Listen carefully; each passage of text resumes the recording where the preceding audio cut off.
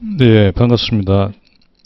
오늘 상법 판례 30선 첫 번째 수업이고요. 저는 지금 변호사로 일하고 있는 이수현 변호사입니다. 네, 오늘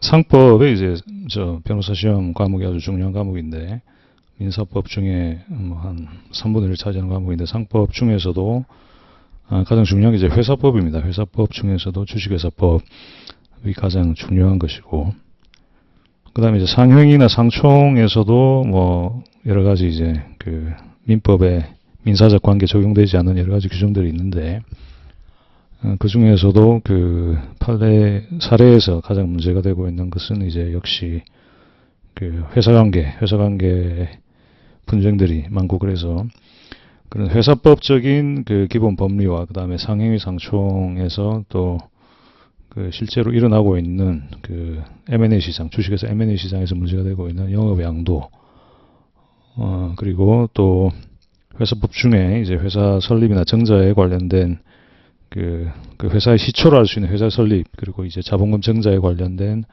또 가장 납입, 그 다음에 이제 주주권의 변동에 관한 이제 명의 개서, 주주명부의 명의 개서의 이제 법적인 효력, 그리고 또 이제 주주가 이제 주식을 자기 의사에 따라 취득할 수가 있는 것인데, 회사가 스스로 이제 자기 주식 취득할 때 생기는 여러 가지 법적 회계적 문제, 이제 이런 것까지가 지금 상법 판례 30선 중에서 오늘 하게 될 10선 판례 10개가 이제 커버하는 그런 범위입니다. 다시 말하자면 상행위 상총 중에서 실제 실무상, 그리고 이제 판례적 문제가 되고 있는 영업 양도에 관한 여러 가지 문제들, 실제로 이제 PNC 시험에도 이제 여러 번 계속 나오고 있고요. 그 다음에 회사 설립이나 정자에 관련된 이제 가장 납입 이슈, 그 다음에 주주권의 변동에 관한 이제 명의 개서의 효력, 그 다음에 자기 주식 취득의 이제 법적 회계적 문제, 이제 이런 것을 커버하는 10개 판례에 대해서 제가 일단 먼저 해당 상법 이론을 좀 설명을 하고, 그 다음에 각 판례에서 문제가 되는 쟁점을 설명을 해서 반드시 알아야 되는 판례 10가지에 대해서 오늘 설명을 하도록 하겠습니다.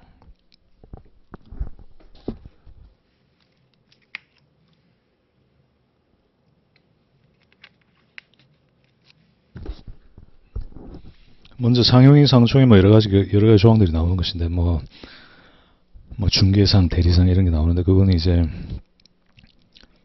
임의 규정인 것이고, 그러니까 당사자 간의 계약에서 다른 정한 바가 없을 때 보충적으로 적용되는 것이고, 그래서 특별히 분쟁이 되었을 때 어떤 기준이 될 만한 법적인 규범이 되는 의미가 있는 그런 조항은 별로 없습니다. 그래서 따라서 이제 변시에도 그렇게 출제가 별로 안 되고 있는 것이고요. 이제 영업 양도는 출제가 이제 많이 되고 있고, 또 실제로 이제 업계에서도 많이 일어나고 있는 일이라서 영업 양도에 대해서 간단히 말씀을 드리겠습니다. 흔히 이제 주식회사의 인수합병 시장이라고 있는데, 인수합병,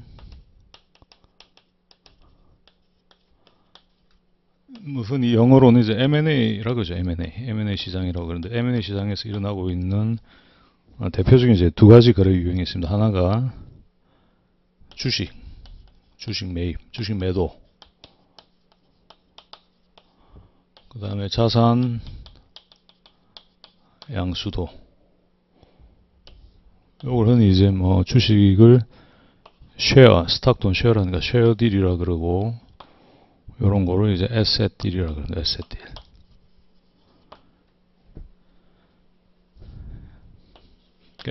그래서 이제 M&A가 뭐냐, M&A 인수합병이 뭔가를 이제 간단히 말씀드리자면, 이제 이건 뭐죠?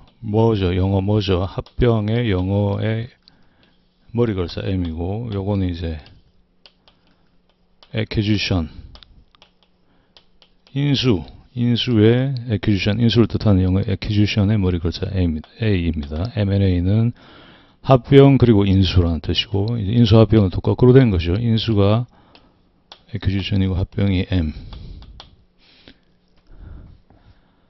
합병과 인수는 어떻게 다르냐? 간단히 회사법에서도 합병에 관한 챕터 따로 있습니다만은, 합병 전에 주로 이제 인수가 문제는, 인수라는 것은 A라는 회사가 B라는 회사의 그 지분을 예를 들면 100% 취득. 그러니까 다른 누군가로부터 A-인 다른 주주로부터 A가 그 B 회사가 발행한 주식을 사는 거죠. 흔히 이제 이 쉐어들 주식 매입 매도가 되는 겁니다.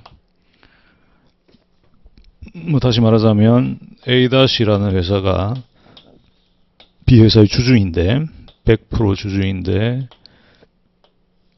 A 회사에다가 쉐어 트랜스퍼 주식을 양도하는 양도의 결과는 새로운 주주가 되는 새로운 100% 주주가 되는 거죠. 요게 인수입니다. 인수. 기업의 인수 acquisition. 영어로 acquire. 취득한다. 매입한다. 주식을 acquire 한다. 이게 가장 이제 전형적인 100% 가지고 있던 거를 50만 넘길 수도 있습니다. 50%만. 그럼 그 결과 50대 50 주식을 나눠 가지게 되는 거죠. 하여간 요게 이제 share acquisition, 주식 인수. 그러니까 A-가 구주주인데 A가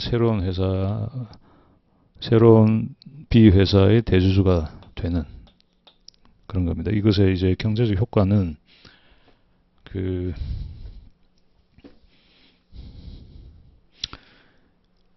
B 회사의 법인격은 이제 그대로 유지가 되는 거죠. B 회사는 뭐 자기 나름대로 재무제표, 자산, 차변의 자산, 대변의 자본, 부채. 이제 이런 자산 부채를 이제 법적으로 소유하고 있는 법인격으로서의 B가 법인격의 변동 없이 주인만 A-에서 A로 바뀌는 것이다. 그러면 주주권의 변동에 의해서 그 B가 가지고 있는 권리 의무 관계는 전혀 변함이 없죠. B가 가지고 있는 자산, 부채는 이제 법적으로 채무죠, 채무. 그 다음에 자본, 순자산의 양이나 부채의 총량이나 자산의 어떤 상태는 전혀 변하는 게 없습니다. 그러니까 주주권의 변동에도 불구하고 B의 법인격과 B의 자산 부채는 전혀 변함이 없다. 아주 깔끔하죠. 이게 B가 가지고 있는 자산에 여기 자산 항목에 현금 자산, 유가증권, 재고자산, 매출 채권, 부동산, 공장, 여러 가지 자산이 있죠. 여러 가지 자산이 있고 부채도 여러 가지 금융 부채, 상거래 부채, 어음 부채, 여러 가지 부채가 있는 거고. 이런 자산 부채의 종합 세트를 개별적인 자산의 부채에 대한 어떤 매도나 매입, 매도나 어떤 매각이라는 거래 행위가 전혀 할 필요가 없이 A-는 B가 발행한 주식만 그냥 넘기면 돼요. B가 발행한 주식이라는 한 가지 자산, 한 가지 단 하나의 자산, 주식이라는 쉐어라는 단 하나의 자산을 넘김으로써 그 경제적 법적 효과는 B가 가지고 있는 모든 자산 부채를 A에 다 떠넘기는 거죠. A-가 A에게 이런 B 발행 주식을 다 넘기는 대가로 주식 매매 대금을 이제 돈을 쏘는 겁니다. 법인 계좌로. 매각 대금. A-는 주식을 가지고 있다가 이제 돈만 가지고 있는 거고, 주식이 돈이 되는 거고, 캐시가 되는 거고, 얘는 이제 돈으로 주식을 사는 이제 이런 결과가 되는 겁니다. 이게 이제 M&A에서 이제 A인 거죠. B 회사는 A-회사와 모자관계라는 긴밀한 관계를 가지고 있다가 매각에 의해서 돌연 A와의 관계는 끊어지고 아무 관계가 없고, 매각되고 나면 아무 관계가 없습니다. 얘는 캐시만 지고 있는 거고, 매각에 의해서 이제 A와 모자관계라는 긴밀한 관계를 이제 새로 취득하게 되는. 그렇지만 A와 B는 이제 여전히 별개 회사죠. 별개 법인격이죠. 모회사, 자회사. 계열에서 온 게 되는 겁니다. 그래서 자회사의 임원 선임이나 대표이사 선임에 A가 주주총회에서 유일한 주주로서 A가 정권을 행사해서 A가 자기가 원하는 임원들을 B의 임원으로 이제 선임해서 경영권을 이제 획득하게 되는 그런 과정입니다. 여기 이제 A acquisition이고, 머저는 뭐냐? 합병입니다. 합병. A-로부터 A가 그 주식을 사서 A가 이제 B의 새로운 대주주로서 긴밀한 관계를 가지는 것에서 더 나아가서 A와 B가 이제 합병을 할 수가 있습니다. 합병. 합병하려면 이제 합병은 주주총회의 특별결의 요건을 만족해야 되는 겁니다. A 주총에서도 쉐어홀더 미팅에서 특별결의 통과시키고, B 주총에서도 통과시키고, 쉐어홀더즈 미팅에서 이제 통과시켜서 둘 다 가게 되면 A, B는 이제 하나로 합병이 되는 겁니다. A, B의 합병은 그러니까 재무제표를 보자면은 모회사 A의 재무제표, 자산, asset, liability, 그 다음에 equity, 자본 있는 것이고, 자회사 B도 마찬가지로 자기의 재무제표, asset, 자산, liability, 부채, 그 다음에 equity, 자기 자본, 순자산 가지고 있는데, 이걸 합병을 해버리면은, 합병에는 이제 뭐 존속법인, 뭐 비흡수법인이 있죠. A가 모회사니까 주로 A가 이제 존속법인이 된다 치면 B가 A 안으로 빨려 들어간 겁니다. B는 더 이상 없어지는 것이고 A만 남는 것이고, B회사 주주한테 A 주식을 이제 줘야 되는 건데, 지금 B회사 주주는 A밖에 없기 때문에 A회사에다가 A회사 주주들이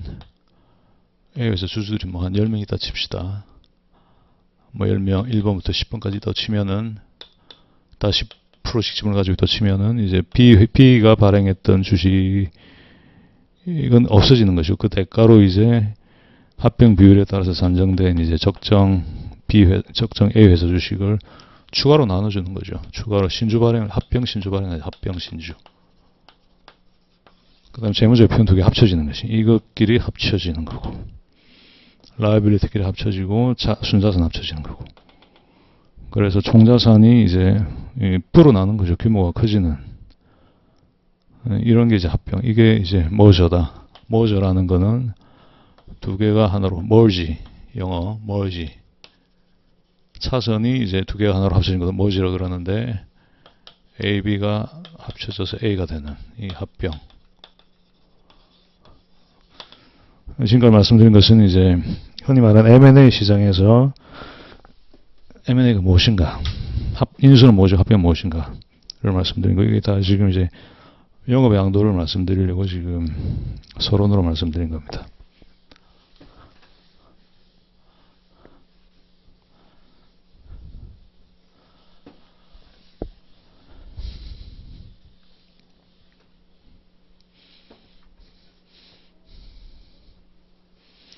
다시 A-라는 기존 주주로부터 A가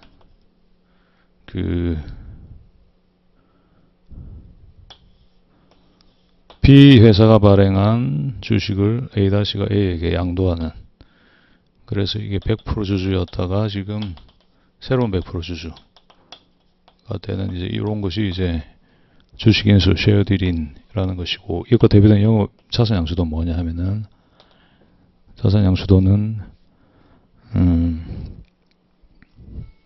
이게 이제 주식 쉐어딜, 주식을 매도하면서 그 효과는 B라는 회사가 가지고 있던 재무제표, 자산, 부채, 순자산이 대주주의 변동에 불구하고 그대로 유지가 되는 것이고, 이것의 대주주가 이제 A로 바뀜에 따라 가지고 여기서 생기는 일들은 최종적으로 이제 A에 귀속이 된다. 합병을, 다시 말하자면 B와 A가 아까 말했듯이 합병을 해버리면은 양회사의 재무제표가 이제 완전히 통합이 되는, 자산도 불어나고 부채도 불어나고 이제 에퀴티, 자기자본, 순자산도 이제 불어나는 두 개의 재무제표가 통합되는 그런 결과가 되는 것이고, 합병 전에는 A가 100% 주주로서 B 회사의 자산 상태, 자산 부채 상태의 최종적인 이제 귀속이다. 귀속이라는 게 이제 주식에서는 유한 책임이기 때문에 B의 부채에 대해서 A가 책임진다는 뜻은 아닌 거고, B의 그 어떤 영업이익이나 이런 것이 있으면 A가 배당을 받아갈 수도 있는 것이고, 또 연결재무제표를 작성하면 또 이제 합병이 안 됐지만은 연결재무제표 작성 기준에 의하면 이제 양 회사가 이제 규모가 커졌다고, 뭐 하나의 경제적으로 하나의 공동체니까 그 규모가 커지는 그런 효과가 생기는 것입니다. 이게 이제 주식들인 것인데, 그럼 영업양도는 왜 하는 것인가 도대체? 영업양도는 이제 어떤 거냐면은,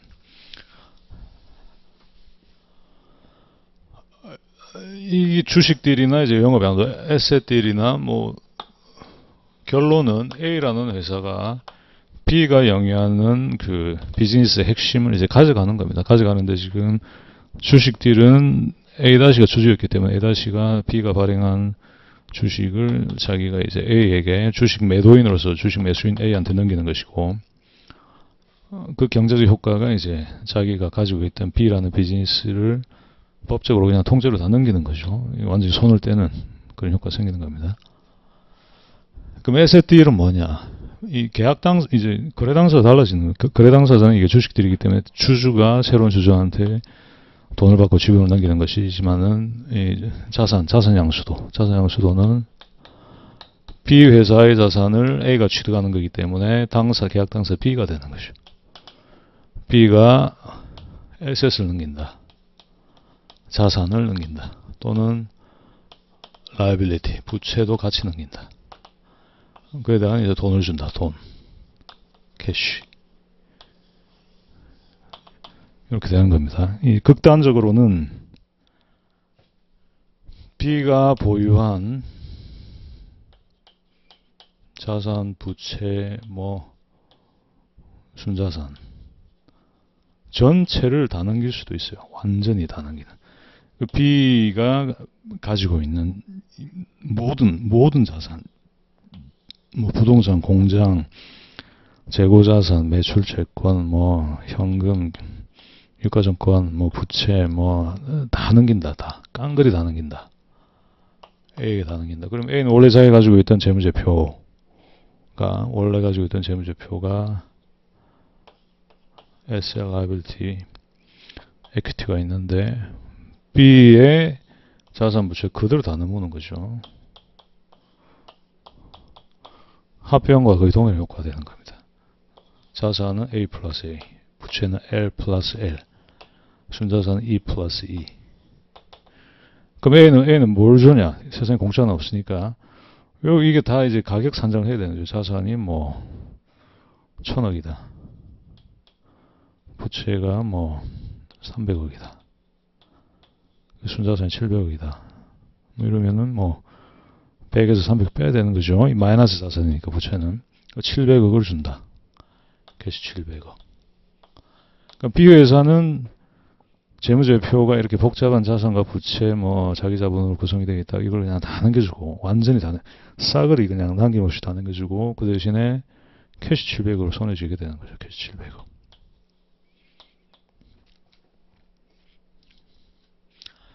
이 경우 비교해 보면은 뭐 이때도 이제 뭐 쉐어딜 할 때도 이게 뭐 이거 밸류에이션 해야 되기 때문에 이게 700억이다. 가격은 똑같죠. 700억을 주고 A 회사는 이제 B 회사라는 회사가 발행한 주식을 가지고 있는 것이고, 이제 자회사를 하나 취득하는 것인데, 지금 이 영업양수도의 결과는 주식을 보유하는 게 아니라 이 그냥 자산, 부채, 요 일체, 자산, 부채, 순자산 일체화된 요거를 이제 일체로서의 영업이랍니다. 일체로서의 영업.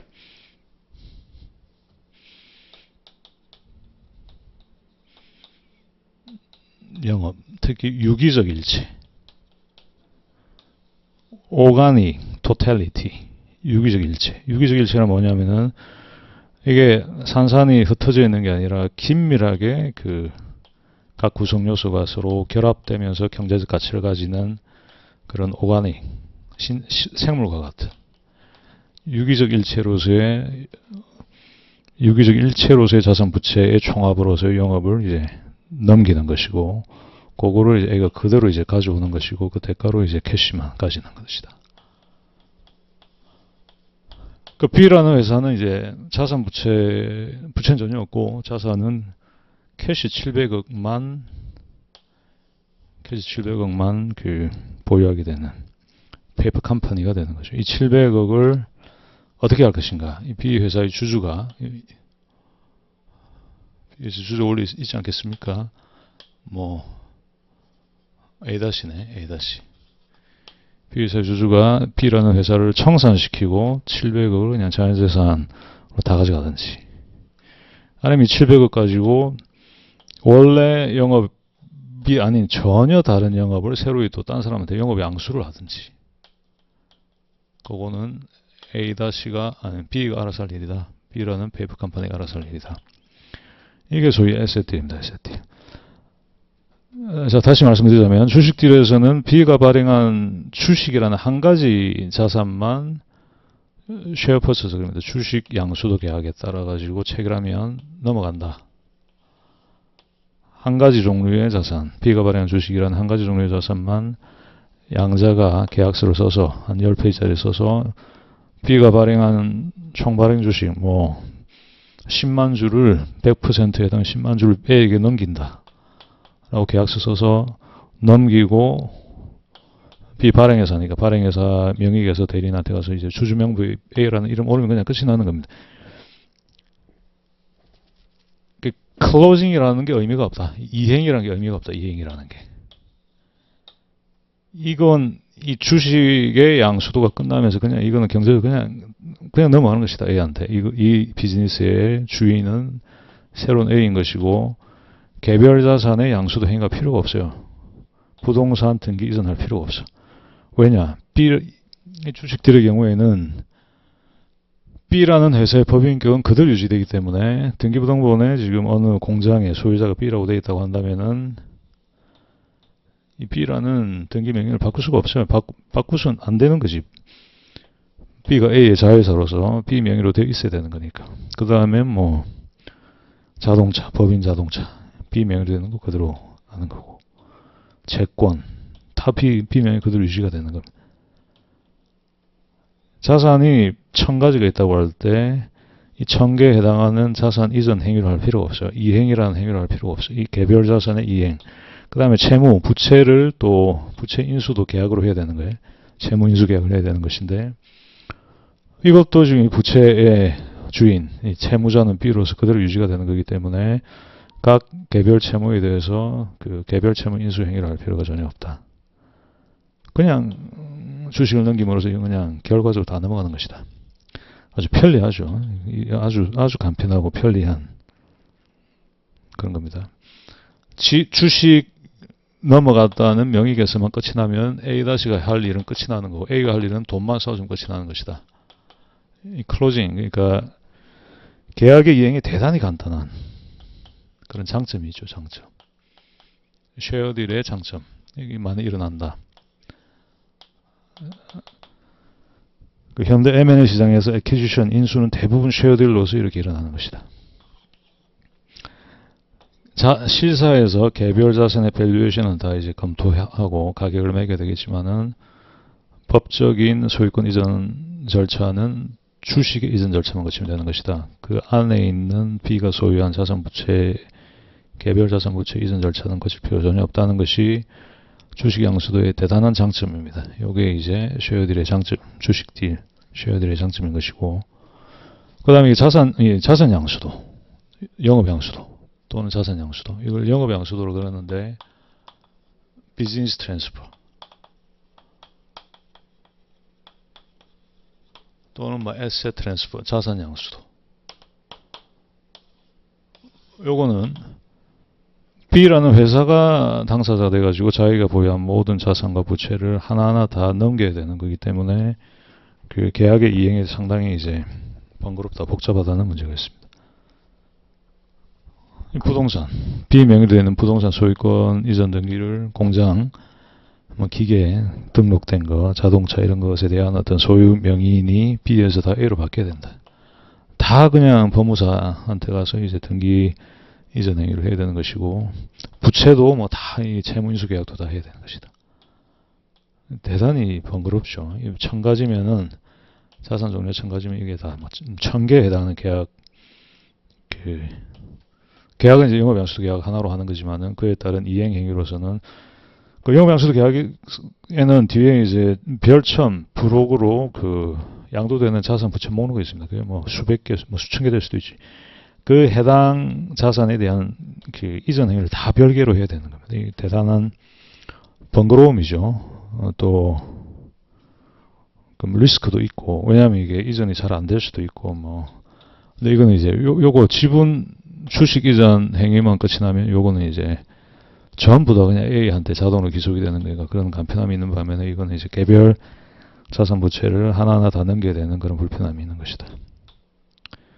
그럼 이거 왜 하는 것인가? 이런 주식딜의 장점, 간편함이라는 장점이 있음에도 불구하고 에셋딜은 어떤 장점이 있는 것인가 문제인 것입니다. 여기서 이제 문제가 되는 것이 주식딜의 단점이죠. 단점. 이 단점이 에셋딜의 이제 장점이 되는 것인데, 이것의 장점은 이제 이행 행위의 간편함.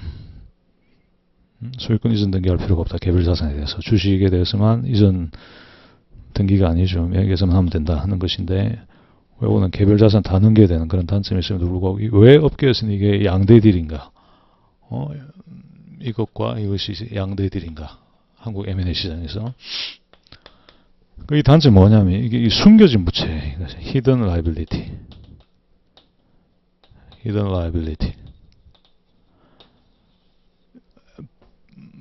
A-부터 A가 인수했는데 갑자기 한 5달 있다가 B가 뭐 D와 체결한 계약서가 이제 이 M&A 단계에서는 이제 밝혀지지 않았는데 갑자기 D가 나타나가지고 B가 자기한테 뭐 1000억의 부채를 지고 있다. 빌려줬다 자기가. 이거 숨긴 것이 이 부의 부채. off the balance debt, 그러니까 재무제표에 올리지 않은 부채. 그렇지만 B의 대표이사가 사인을 했고 이사회에서 결의를 해가지고 또 돈도 땡겨 썼고 입금증도 있고 이제 이렇게 될 경우에는 A는 몰랐지만은 나중에 D가 들고 나타난 뭐 증거나 계약서를 들고 온 걸 보니까 B가 D한테 돈을 1000억 빌려가지고 부채가 1000억이 있다. 이 아까 봤듯이 자산 1000억에서 부채 300억 빼서 700억 계산을 해서 700억을 A가 A다시한테 쏴줬는데 700억 주고 이 쉐어를 100% 샀는데 5달 있다 나타난 D가 내민 서류를 보니까 부채가 1000억이 있다. 그럼 이게 부채가 300억이 아니라 1300억이었다는 거죠. 그럼 이게 가격이 700억이 아니라 플러스 1000 마이너스 1300에서 마이너스 300이 된다는 거죠. 자기는 700짜리인 줄 알고 700억이라는 캐시를 줘서 이 지금 B라는 회사의 지분을 샀는데 알고 봤더니 B의 가치가 플러스 300이 아니라 플러스 700이 아니라 마이너스 300이다. 이건 엄청난 그 재앙이죠. A 입장에서는. 폭탄을 맞은 거죠. 이런 일이 안 생기게 하려고 B라는 회사를 이제 타겟으로 해서 인수할 때는 B 안에 들어가서 샅샅이 뒤져가지고 자산 부채가 얼마나 되는지를 다 조사를 합니다. 이게 회계법인, 법무법인 써가지고 이제 이 법률 실사, 자산 실사, 부채 실사를 하는 거죠. 이제 다 뒤져서 깡그리 뒤져서 다 조사를 하는 거죠. 왜냐하면 쉐어들이 이런 리스크가 있으니까. 계약의 이행은 간단하지만은 그 간단한 계약 이행의 그 대가가 엄청나게 클 수가 있다는 것이죠. 인수 과정에서 하게 되는 실사를 통해서 찾아내지 못한 부채가 나중에 드러날 경우에는 이건 지금 B가 책임져야 되는 거기 때문에 A는 이제 끊어졌잖아. 매각하고 나면은 A는 자기가 캐시 700억 받고 끊어진 거니까 A는 B의 이 부채에 대해서 뭐 직접 책임 안 지죠. 주식회사의 부채에 책임 안 지지 않습니까? 직접 책임도 안 지는 것이고, 또 B를 통한 간접 책임도 안 지는 것이죠. B는 100억, 1000억이라는 부채에 대해 책임을 지게 되는 것이나 B와 A 다시 간의 관계가 끊어졌기 때문에. 이게 흔히 이제 숨겨진 채무. 우발 채무, 우발이 아니다. 우발은 아니고 숨겨진 채무 이슈가 있다는 거죠. 여기에 숨겨지지 않도록 어떤 노력을 하더라도 이거 리스크를 제로로 만들 수가 없다. 그래서 쉐어딜 할 때 인수인은 그런 불안에 항상 시달리는 것이다. B라는 회사의 비즈니스가 좋아서 자산부채 일체를 양수하려고 했는데 쉐어, 주식으로 양수를 간편하기 때문에 그 편해서 그걸 양수하고 그 불안을 없애기 위해서 회계법인 법무법인 써서 자산부채 실사를 했는데 그래도 그거를 이제 뚫고 나온 숨겨진 부채가 드러나면 이게 엄청난 재앙적 결과를 초래하기 때문에 에셋딜을 하는 것이다. 에셋딜에서는 양수도 되는 자산의 종류가 리스트업되어 있고 하나하나 다 명시되어 있고 부채도 명시되어 있다.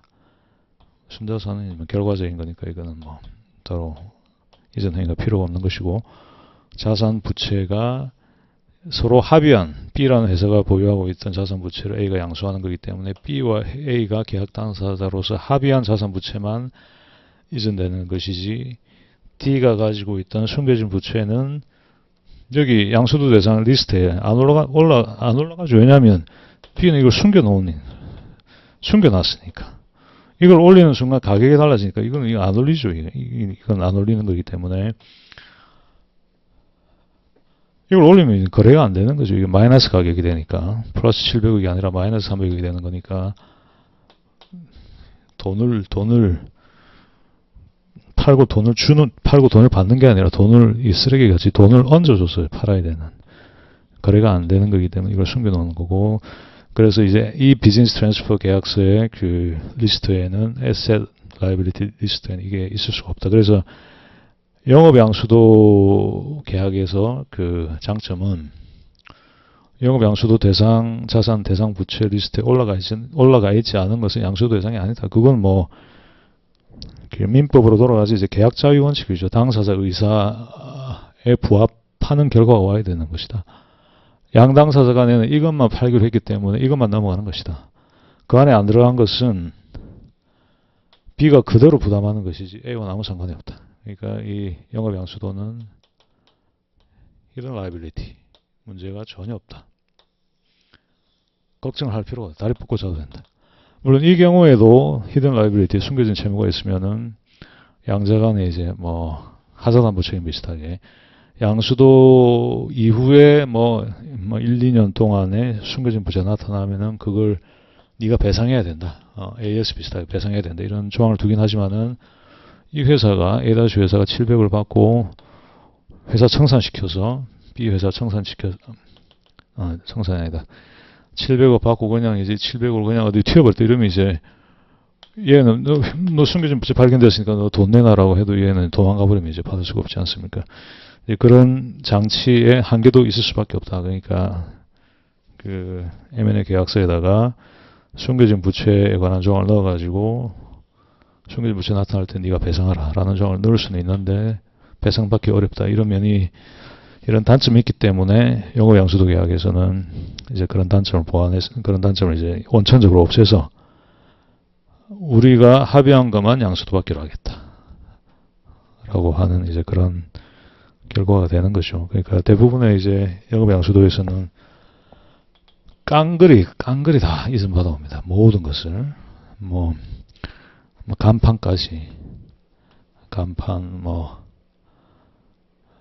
여러 가지 각종 자산 그대로 다 넘겨오기 때문에 이제 이 B가 하던 영업을 A가 그대로 할 수 있죠. 전혀 추가 공사나 간판을 바꿀 필요도 없어요. 그냥 심지어 근로관계, 휴먼 리소스는 여기 점점 안 나타납니다. 사람이라는 게 매매되는 게 아니기 때문에 황금성이 없기 때문에 안 나타나는데 심지어 B가 가지고 있던 근로계약, 노동자들, 임원들, 청소부 근로계약까지 그대로 다 인수를 합니다. 그래서 그 영업에는 전혀 단절이나 지장 초래됨이 없이 B가 하던 비즈니스를 그대로 A가 하게 되는 것이다.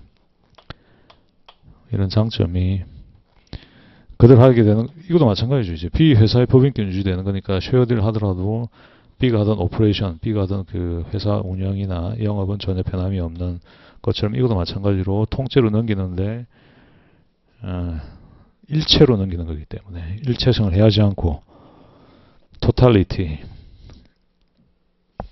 오가닉 토탈리티, 유기적 일체성을 이제 해하지 않고 그대로 넘기는 거기 때문에 추가 공사 전혀 없이 이제 A- 그대로 이용할 수 있는, 그러면서 A-는 B회사의 숨겨진 채무로 인한 고민할 필요가, 숨겨진 채무로 인한 고민을 할 필요가 전혀 없는, 이제 이런 것 때문에 이제 에세티 영업 양도가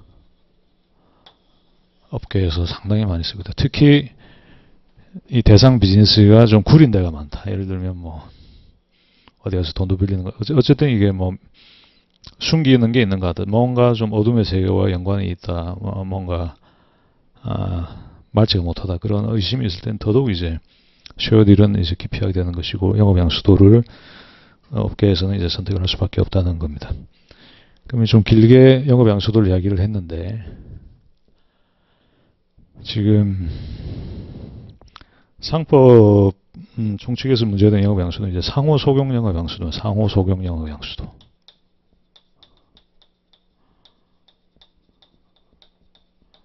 지금 이 말을 하기 위해서 좀 서론이 길었는데, B가 가지고 있던 모든 것을 그대로 이제 일체화된 것을 영업 양수하기 때문에 많은 경우에는 브랜드도 거의 그대로 쓰는 거죠. 브랜드, 로고, 브랜드, 뭐. 심지어 B 회사가 쓰던 회사 이름도 A- 회사가 상호 변경한 경우가 많아요. 상호 변경. 뭐 예를 들어 에버랜드 주식회사가 에버랜드랑 공원을 다 넘기면서 A-는 뭐 에버랜드 주식회사였다면 B가 여기 뭐 에버랜드 공원 주식회사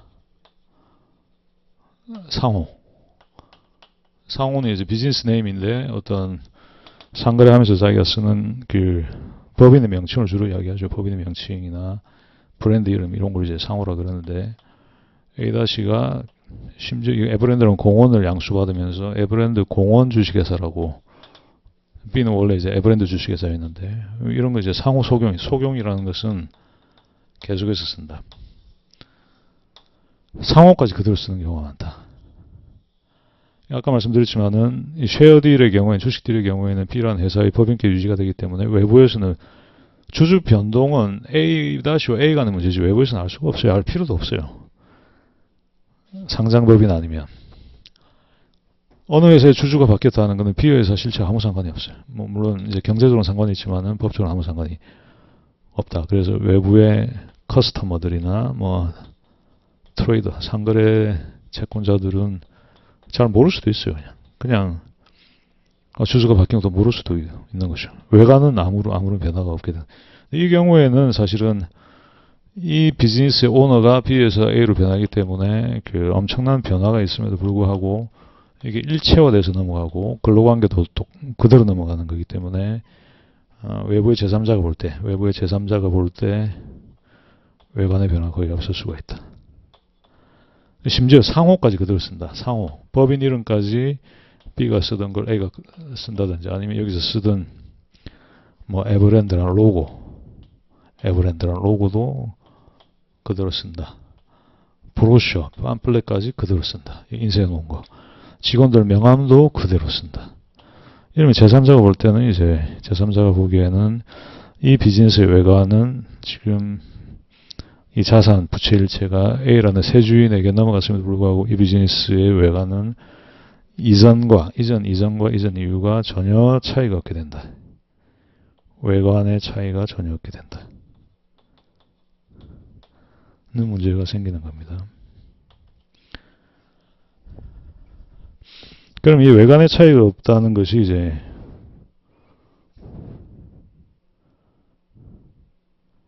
무슨 문제를 이야기할 수 있냐는 거죠. 무슨 문제를 이야기할 수 있냐.